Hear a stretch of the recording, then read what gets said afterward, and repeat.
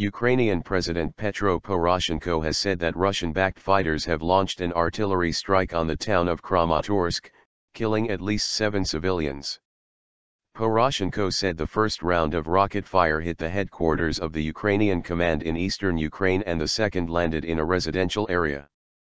The government-controlled Donetsk regional administration said 7 people were killed, while 16 people were also injured in the residential area and 10 more at the military headquarters.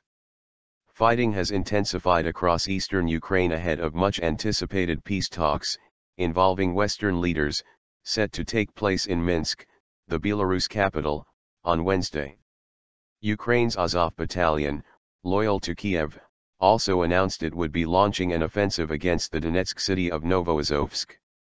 The battalion said later on social media on Tuesday that it had captured several villages northeast of the strategic port of Mariupol, pushing the rebels back closer to the border with Russia. However, rebel military spokesman Eduard Basurin said in a televised news conference that the rebels had not retreated.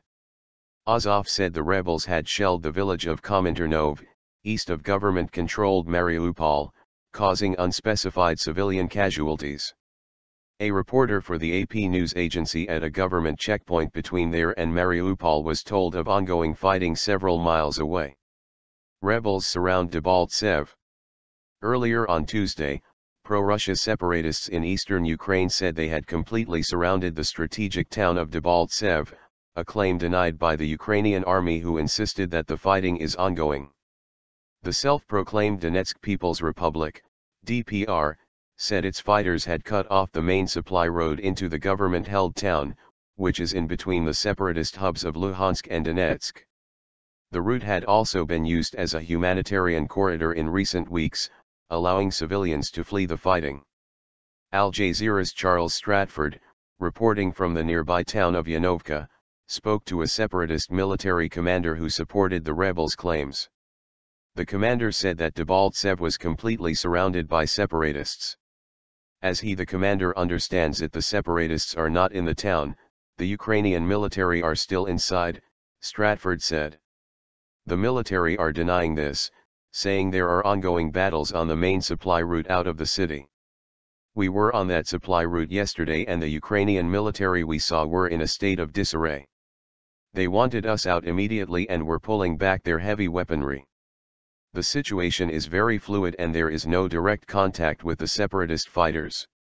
Major rail hub. Debaltseve is of great strategic importance to both sides in the conflict, as it is the site of a major rail hub that connects the DPR with Russia. We have spoken to separatist commanders in recent weeks and they have said they are not interested in pushing for peace until they have taken the town, our correspondent said. There is a greater sense of confidence now among the separatists, whereas the general atmosphere among the Ukrainian troops is one of panic, especially on that main supply route. Separatist fighters from the DPR urged Ukrainian forces to surrender and leave Debaltseve peacefully, said rebel spokesman Basurin. We guarantee security to all who lay down their arms. The others will be eliminated, Basurin said.